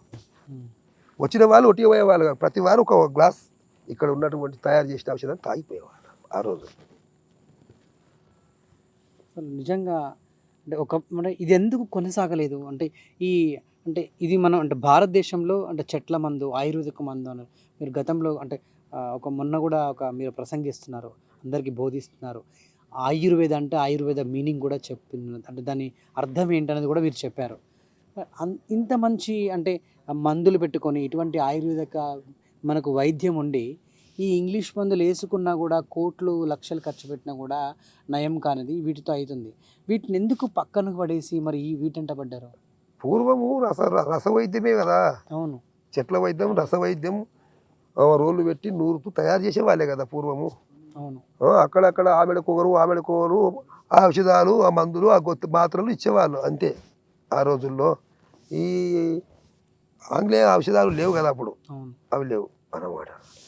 ఆయుర్వేదం మొన్న మీనింగ్ చెప్పాను కదా, ఆయుర్వేదం అంటేనే ఆయువు అంటే జీవి, వేదము అంటే కాపాడేది, జీవిని కాపాడే వేదం అన్నమాట. అట్లంతా ఋషులు అంత పేరు పెట్టారు చూడండి. ఆ, శివుడే ఆ రోజుల్లో వైద్యం చేశాడు కదా ఆయన. అవును. ఎక్కడ చెప్పండి ఆ లింగము? వైద్యనాథుడు ఉందా? వైద్యనాథ్. పరళీ వైద్యనాథంచ అంటాం కదా జ్యోతిర్లింగాలు. అట్లా ఆ, వైద్యనాథుడు, వైద్యనాథునిగా శివుడు ఎందుకు కావాల్సి వచ్చింది అంటే రావణుడు శివుని ఆత్మలింగాన్ని కొనిపోతున్నాడు కదా, గోకర్ణ దగ్గర కింద పెట్టేశాడు కదా మన గణపతి రూపంలో పెట్టబట్టే వరకు అది లేవలేదు. దాని గడ్డపారలు వేసి పెకిలించబోయాడు. ఉమ్, అప్పుడు శరీరం అంతా బంటలు వచ్చి గాయాలు వచ్చినాయి అనమాట. ఉమ్, దాని కొరకు సాక్షాత్ శివుడు రమణప్రభ శివుని యొక్క ప్రియభక్తుడు కదా. కాబట్టి నా భక్తునికి ఇంత ఆయాసం వచ్చేదా అని వైద్యనాథునిగా ఉండి మందులు నూరి పెట్టిండు రావణునికి. ఆ, శివుడు శివుడు. వైద్యనాథుడు అయిపోయాడు ఆ రోజు. ఆ. ఇప్పుడు మనం అంటే రామాయణంలో కూడా సంజీవిని అని మనం చూస్తాం. నిజానికి ఆ సంజీవిని ఉందా? సంజీవిని ఉన్నది. ఇప్పుడు గుర్తుపట్టే వాళ్ళు ఎవరినైనా అజ్ఞానతత్వం నుంచి సంజీవిని అంటే లక్ష్మణ్ మూర్చే లోపల హనుమంతుడు తీసుకొచ్చిండని అందరూ ఇంటూనే ఉన్నాం కదా. ఉమ్, ఆ సంజీవిని ఎక్కడ? ఆ సంజీవిని ఖచ్చితంగా ఉండే ఉంటుంది, మొత్తం ఉమ్. మొత్తం ఉండే ఉంటుంది. అంటే మీ గురువులు ఏమైనా చెప్పారా ఈ సంజీవిని చెట్టు గురించి? చెప్పట్లా? ఈ సంజీవిని గురించి చెప్పలేరు. మన తాన ఉన్నటువంటి సంజీవిని ఇప్పుడు ఇస్తున్నాం కదా ఇక్కడ. అవును.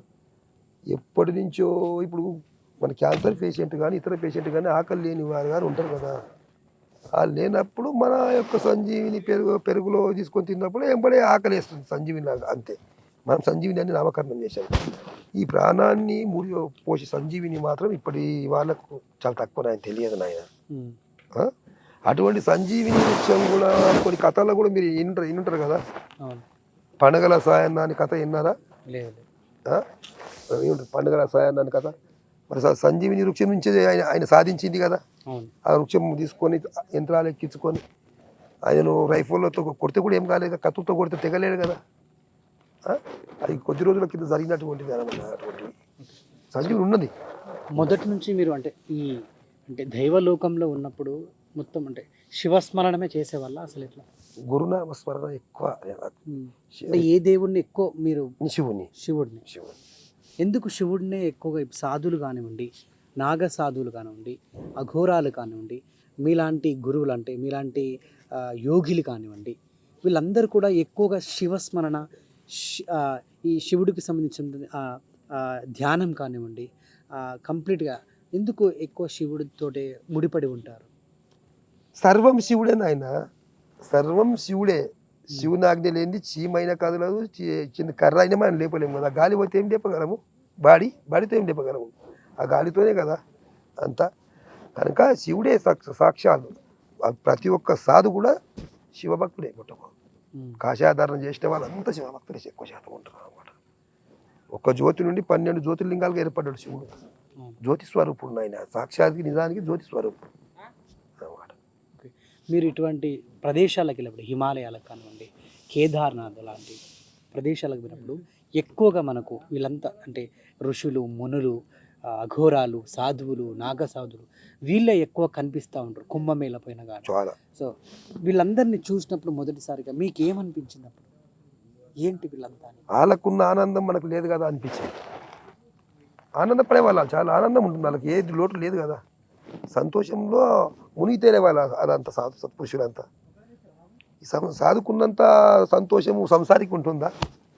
ఉండదు కదా. కాబట్టి సంతోషించేవాడిని. వాళ్ళనే కావాలి, నేను వాళ్ళనే కావాలనుకునేవాడిని. కానీ రాజయోగం నాది కాబట్టి రాజ్యంలో ఉన్నటువంటి ప్రజలకంతా కుటుంబాన్ని పోషిస్తూ అందరిని చూస్తూ రాజ్యంలో ఉన్నటువంటి ప్రజలకంతా సేవ చేయడము రాజయోగి తత్వం అన్నమాట. ఓకే లక్ష్యం. సో మీరు అంటే కేదార్నాథ్ వెళ్ళినప్పుడు కానివ్వండి, కాశీకి వెళ్ళినప్పుడు కానివ్వండి, చాలామంది అఘోరాలు, నాగసాధువులు ఉంటారు. కంప్లీట్గా అర్ధనగ్నంగా, కొందరైతే కనీసం దుస్తువులు కూడా ధరించారు. అర్ధనగ్నంగా కంప్లీట్గా బూడిది రాసుకొని ఉంటారు. శవాలని కాలుస్తుంటారు. వీళ్ళందరినీ చూసినప్పుడు అంటే వారితో మీరు ఎప్పుడైనా మాట్లాడడం కానివ్వండి, అదంతా చూస్తున్నప్పుడు ఏమనిపించింది? మీ అనుభవం ఏంటి వాళ్ళతో? అనుభవం కాదు, సత్యార్చంద్ర ఘాట్లో ఇప్పటి వరకు కూడా నేను కూడా శవాలు కాలుస్తాను పోయినప్పుడల్లా. పోయినప్పుడల్లా 12 శవాలు కాల్చే వస్తాను. నా శిష్యుడు ఉన్నాడు అక్కడ కాలబాబా. ఎందుకట్లా? వాళ్ళ దగ్గర నాకు అది చేయాలనిపించేది నాయన. ఆ భస్మం పూసుకోవాలి, ఆ గంగా నదిలో స్నానం చేయాలి, ఆ భస్మం పూసుకోవాలి. కాలిన శరీరం భస్మం భస్మం, శివభస్మం. అవునా? నిజమైన ఈబుత్ అదే కదా. కాశీ లోపట బ్రహ్మముహూర్తం లోపట బాజా భజంత్రి తోట మణికంఠిక ఘాటు నుంచి శివభస్వాన్ని తీసుకెళ్ళి ఈశ్వరాత్రికి అభిషేకం జరుగుతుంది నాయన. అది లేకపోతే కాదు కదా. కాలిన భస్మం, శివభస్వము లేనిది అభిషేకమే లేదు కాశీలో. అవునా? బ్రహ్మముహూర్తంలో తీసుకొని పోయేది మణికంఠిక ఘాటు నుంచి. అది లేనిది అభిషేకం లేదు కదా. ప్రతి నిత్యం కొండపోయి అక్కడ శివభస్వంతోనే అభిషేకం జరుగుతుంది. సో అందుకే ఇక్కడ అంటే సాధువులు కానివ్వండి, అఘోరాలు కానివ్వండి, వీళ్ళందుకే ఆ భస్మం పూసుకొని కూర్చొని ఉంటారు. శివుడే భస్వాధారుడు కాదు ఆయన. ఓకే, భస్వాధారుడు ఆయన శివుడు. ఓకే. అంటే కథలుగా చెప్పుకుంటా ఉంటారు అఘోరాల గురించి. అంటే వాళ్ళు అంటే ఏదైతే చనిపోయిన శవాలను తింటారని చెప్పి, లేదంటే అది ఉంటుంది కదా పుర్రె, కపాలంలో తింటా ఉంటారు అంటారు. నేను కూడా తిన్నాను నరభక్ష మాంసం కపాలంలో తిన్నాను నేను కూడా. అవునా? తిన్నాను, కపాలం తిన్నాను. సత్యహరిచంద్ర ఘాట్లు ఉన్నన్ని రోజులు కపాలంలో తినేవాడిని. ఎట్లా తిన్నాను, ఉంటాయి కదా, తినొచ్చు కదా. కపాలం మనం ప్లేట్ ఎట్టుంటుందో కపాలం అంతే కదా. కపాలం అంటే తల గన్ననే కదా. కపాలంలో తిన్నాను ఎన్నోసార్లు. అందరు చాలా చదువుతాను. ఆ సాధు పురుషుని కూడా తీసుకో. ఒక రామదాస్ అంటారు, ఒక మహాయోగిని దగ్గర తపస్సు చేసిండు. ఆయన ఎన్ని మహిమలు చూసి వచ్చిండు, ఎన్ని యాత్రలు చూసిండో అన్ని తీసుకో ఆయన గురించి. మహాయోగిని, ఆమె సమాధి అయిపోయింది రామదాస్ వారు. ఆయన 2 సార్లు వెళ్ళిపోయి వచ్చిండు మొనమొనని. ఎట్లా వచ్చిండో అది కూడా చెప్పుకోండి. ఆయన పోయి వచ్చిండు. పోయినప్పుడు ఏమైనా కనిపించింది ఆయన తెలుసుకోండి, ఆయన గురించి తీసుకోండి. సో కపాలంలో అంటే జనరల్గా అక్కడ అంతా అఘోరాలు అంతా అట్నే తింటారు కపాలంలో. కపాలాలు ఎక్కువ ఉండేటివి నాయన. ఇప్పటి వాళ్ళు అంతా నిజమైనటువంటి అఘోరీలు, నిజమైనటువంటి వాళ్ళు సాధులు చాలా తక్కువ ఇప్పుడు మనకు అనిపించే. మనం యశధారణ చేసుకుంటే కాదు. కాశీకి పోయిన పుణ్యము దొరకది కాషాయము ఎందుకురా, ఆశ పీశ శంభులు వదిలిన వాడే ఆత్మజ్ఞానిరా అన్నాడు నా గురువు. ఈ కాషాయం కట్టుకొని కాశీ వరకు పోతే పుణ్యం దొరకదు బిడ్డ. ఆశ అనేటి పాశాన్ని అనగదొక్కినప్పుడే ఆత్మజ్ఞానివి నీవు. అది అనగదొక్కి కూర్చున్న వారం అన్నారు మా గురువు బోధలో పుట్ట. వాళ్ళు చెప్పిన మాటలు శిరస వాయించుతూ ఇంత సంతోషాన్ని మేము అనుభవిస్తున్నాం. ఈ నరభక్ష మాంసాన్ని కూడా భుజిస్తారని చెప్పేసి విన్నాను. మేము భుజించలేము ఆయన. అఘోరాలు నిజంగా భుజిస్తారు? అది భుజిస్తారు నాయన, భుజించాక చూసినాం నాయన. ఎట్లా అండి అది? చనిపోయిన మనుషుల మాంసాన్ని భుజించడం? కాశీలో కాల్చి మామూలు ఎచ్చిపచ్చి కాల్చి కూడా గంగలకు దుబ్బేస్తుంటారు కొన్ని ఘాట్ల లోపల. అప్పుడే అఘోరీలు అక్కడ వచ్చింది ఆ రోజుల్లో కుంభమేళ సమయం లోపల. ఒక శివభక్షాన్ని భుజిస్తూ కూడా చూసినాం. కోసి తీసుకొని తింటున్నారు అక్కడ కూర్చొని. అట్లాగా వాళ్ళ వంశంలో కూడా వాళ్ళ దాంట్లో వాళ్ళ ఋషుల్లో పుట్ట అఘోరీల్లో ఎవరైనా మరణించింది అనుకోండి, వాళ్ళు కూడా తలా తీసుకొని గోర్లు ఇవి తీసేసి వాళ్ళ వంశంలో మనుషులు మేము భుజిస్తామని చెప్పి మాకు బోధించారు. మొత్తం మేము భుజిస్తున్నాయి. మా దాంట్లో పోతే మట్టి పాలు చేయలేము మేము. అట్లా అది పాపం కాదా? పాపం కాదు. ప్రాణం తీస్తలేం కదా, మట్టి పాలు అయ్యేదే కదా. పాపం ఎట్లయితుంది? ప్రాణం ఉన్నంత వరకు చేసేదంతా పాపము. ప్రాణి వెళ్ళిపోయిందిగా, రేపు మాపం దుర్వాసన పాలయ్యేది కదా శరీరం. పాపం. మనిషి శరీరాన్ని తింటే అది పాయిజన్ అంటారు. పాయిజన్ ఏం కాదు కదా, ఉప్పుగా ఉంటుంది అని చెప్తారు వాళ్ళు. మామూలు ఉప్పుగా ఉంటుంది కదా, టేస్ట్ అని చెప్పేవాళ్ళు. కాల్చుకొని తింటారు. తింటారు. కుంభమేళ అన్నారు ఇప్పటికి. మీరు కుంభమేళకు అంటే చెప్పకుండానే అఘోరాలు నాగసాధువులు తరలి గుంపులుగా వేల మంది వస్తారు. వచ్చేది మాత్రమే తెలుస్తుంది. వాళ్ళు పోయేది చెప్పేవాళ్ళు ఉన్నారా? లేదు. వస్తారు, అంతమంది కనబడతారు, సత్సంగాలు చూస్తుంటారు. ఎప్పుడు వస్తారు? కొద్ది దూరం కనబడతారు. కంటిన్యూ ఆ వాళ్ళు ఎక్కడ మాయమైతే ఎట్లు పోతారు మరి చెప్పండి. వాళ్ళకి అటువంటి మహిమలు ఉంటాయి కదా. ఈ ఇంటర్వ్యూలో నా అనుభవాన్ని కూడా ఒకటి మీతో చెప్పుకోవాలనుకుంటున్నాను. గత శివరాత్రి అంటే మొన్న శివరాత్రి కాకుండా గత శివరాత్రి నేను రామలింగేశ్వర స్వామి దగ్గరికి వెళ్ళిన. ఇక్కడ హైదరాబాద్లో రామలింగేశ్వర స్వామి కీసరగుట్ట పేరుగాంచినటువంటి. ఉదయం అక్కడికి వెళ్ళి యథావిధిగా వాళ్ళంతా షూట్ చేసిర్రు. దర్శనం చేసుకున్నాము, కిందికి వచ్చేసిన, గుట్ట దిగి కిందికి వచ్చిన. మా వాళ్ళంతా షాపింగ్లు చేస్తారు. అవి ఒక బుద్ధుడిని కొంటున్నా. కొంటుంటే ఇలాగ ఒక నాగసాధు వచ్చిండు. ఇలాంటి కాషాయం వేసుకొని అర్ధనగ్నంగా ఉన్నాడు, మొత్తం అర్ధనగ్నంగా ఉన్నాడు. సో ఒకటి ఇట్లా కమాండలం ఉంటుంది, అది పట్టుకున్నాడు. ఒకటి అది ఉన్నది, మొత్తం రుద్రాక్షలు ధరించున్నాడు, త్రిశూలం ఉంది. సో డైరెక్ట్ నా దగ్గరికి వచ్చిండు, అక్కడి నుంచి వచ్చిండు, డైరెక్ట్ నా దగ్గరికి వచ్చిండు. హరహర మహాదేవ్ అన్నాడు. చెప్పండి, అదే చెప్పండి మా స్వామి అంటే, ఆయన నార్త్ ఇక్కడ కాదు. నాకు పూజ చేసుకోవడానికి నెయ్యి కావాలి, నాకు ఒక 100 రూపాయలు ఇస్తావా అన్నాడు. వీలేమడగల 100 రూపాయలు నెయ్యి కావాలి, నేను శివుడికి చేసుకోవడానికి అని అడిగింది. 100 రూపాయలు కదా అడిగింది కదా, దేవుడికి ఏదో తక్కువ తీసి ఇచ్చేసిన. అమ్మటే ఆలోచించాలి, వెంటనే తీసి ఇచ్చేసిన. నీ చేయి చాపు అన్నాడు. చేయి చాపిన, చేతుల నుంచి ఇట్లా అనేసరికి ఇటువంటి రంగు కుంకుమ చేతిలో పడింది. వెంటనే ఇట్లా చెంబులాగా ఉంటుంది కదా, దాంట్లోకి వెళ్ళి ఒక రుద్రాక్ష తీసిండు. ఇంతలా ఉంది అది రుద్రాక్ష, పెద్దది. ఆ రుద్రాక్ష తీసి చేతిలో పెట్టిండు. చేతిలో పెట్టి కుంకుమ వేసిండు. నేను ఇంకా వెళ్ళిపోతున్నాడు. ఇక లేడు. ఇక ఎడిపోయిండో కూడా తెలియదు, మాయమైపోయాడు. కొంచెం దూరంగానే ఆయన ఎవరి దగ్గరికి కూడా నా దగ్గరికి వచ్చిండు. నేనేం చేసినంటే వెంటనే అది ఒక పేపర్లో కుంకుమ పోసుకొని ఆ రుద్రాక్షను అలా పెట్టి పాకెట్లో పెట్టుకున్న, ఆ బుద్ధుడిని కొనుక్కొని వెళ్ళిపోయినాం. ఇట్లనే ఈ గుట్ట కిందంత దూరంకి వెళ్ళిపోయినాం పట్టుకొని.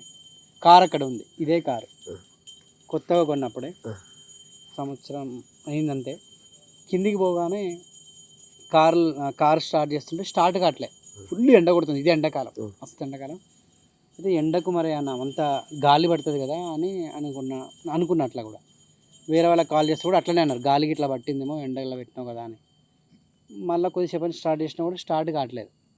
నా పక్కన ఇంకో వేరే యాంకర్ ఉంది. తను ఏమన్నదంటే, నీకు ఆయన ఇచ్చాడు కదా ఆ కుంకుమ రుద్రాక్ష, అది నీ జేబులు ఉంది కదా, బహుశా అది నీ దగ్గర ఉండడం వల్ల కారు స్టార్ట్ కావట్లేదేమో, ఆయన ఏం మంత్రించి ఇచ్చాడో అది ఎందుకు తీసి పక్కన పడి, వద్దు పోయి ఎక్కడ చెట్టు మొదట్లో పెట్టుకో, అది ఉంచుకో అని చెప్తే టకటక కెమెరామెన్ తీసుకుపోయి చెట్టు మొదట్లో ఇక్కడ పెట్టిండు. అయినా స్టార్ట్ కావట్లేదు, అయినా కూడా స్టార్ట్ కావట్లేదు. ఓ 10 నిమిషాల తర్వాత ట్రాఫిక్ పోలీస్ వచ్చిండు. కార్ తీయరా సార్ కొంచెం అంటే, స్టార్ట్ కావట్లేదండి, చాలాసేపు నుంచి టైం అవుతుంది అంటే, అవునా మీరు సెకండ్ గేర్లో వేసి ఉంచండి, నేను వెనక నుంచి నెడతా, డక్క కొట్టండి, వంపే కదా వెళ్ళిపోతుంది అంటే ఆయన నెట్టిండు కొంచెం దూరం దగ్గర. నెట్టేసరికి టక్కున స్టార్ట్ అయింది.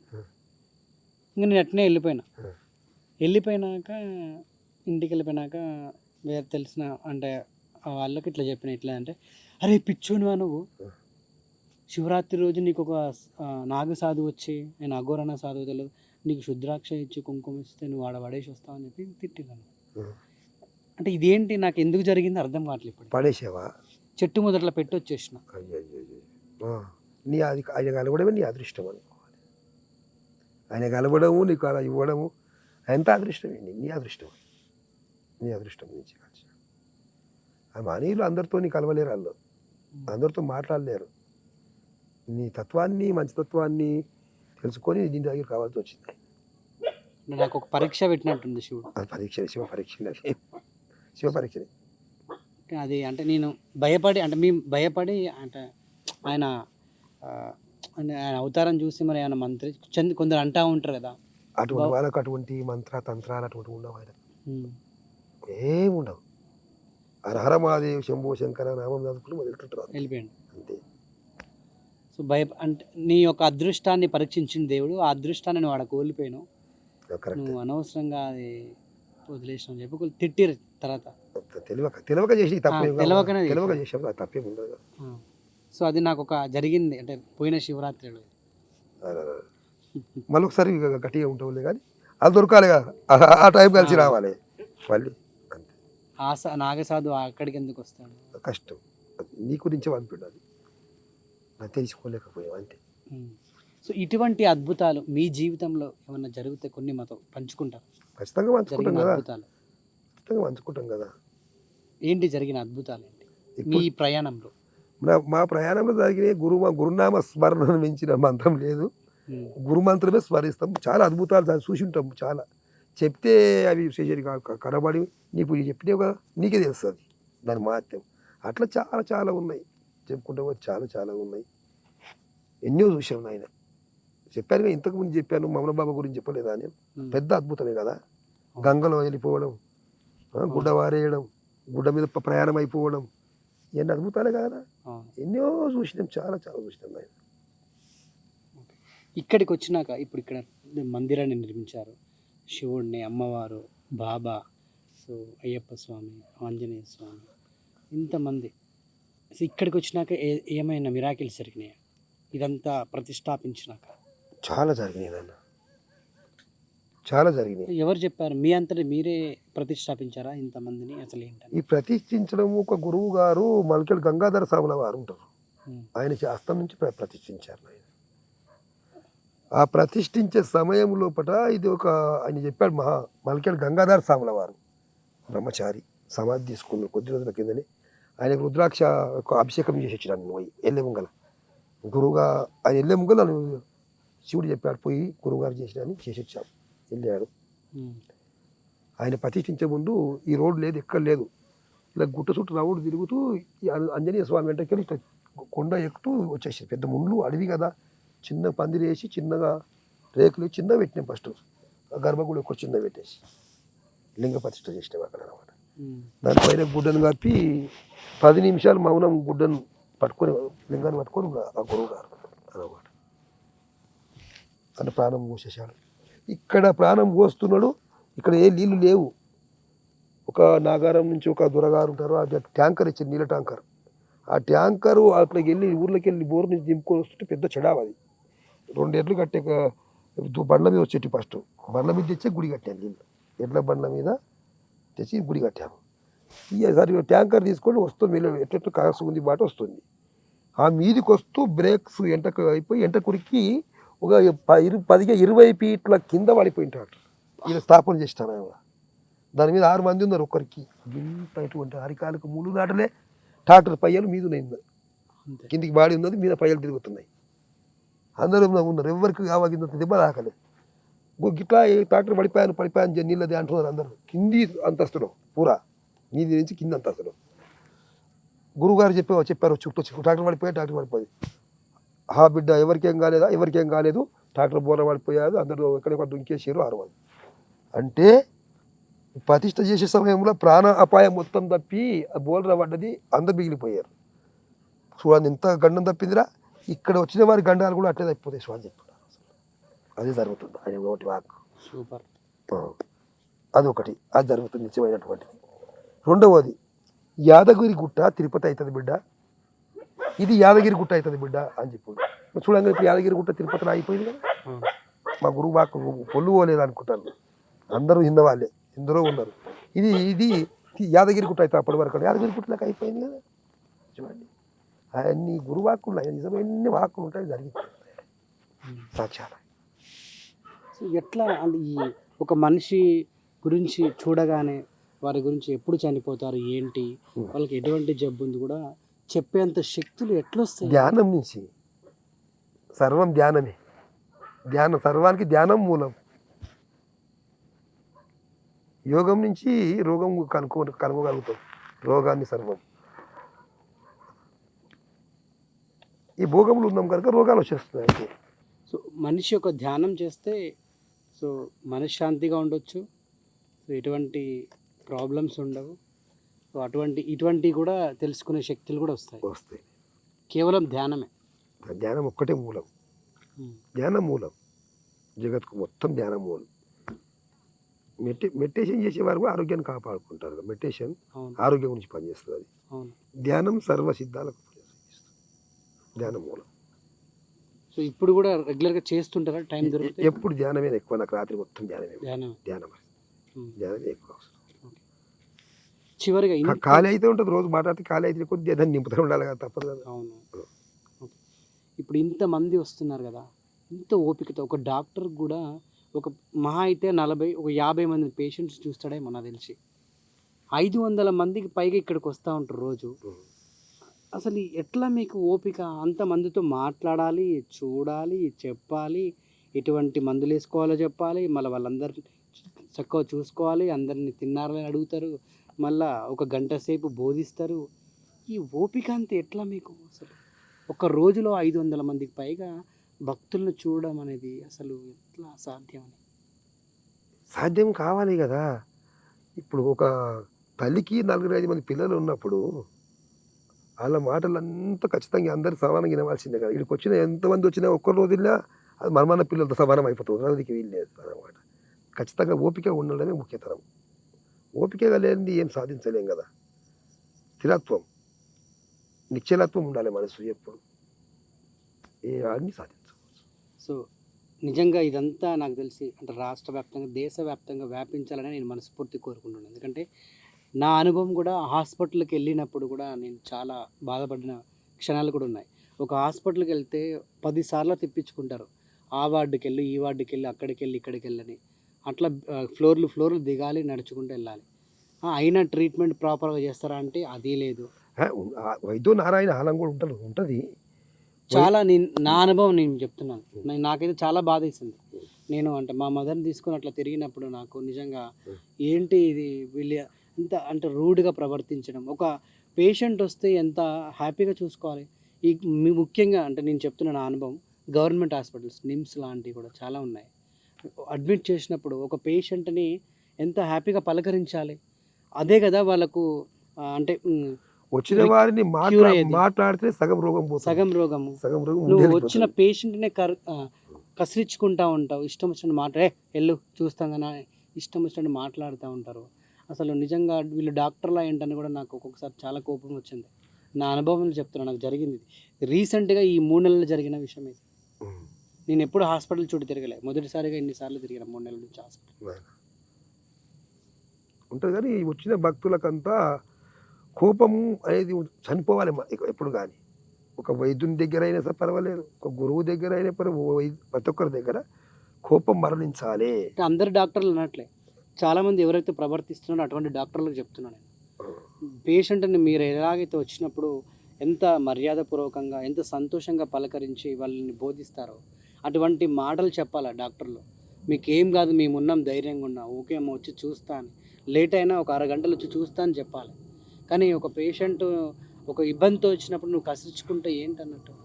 అప్పుడే సగం మరణిస్తారు వాళ్ళు.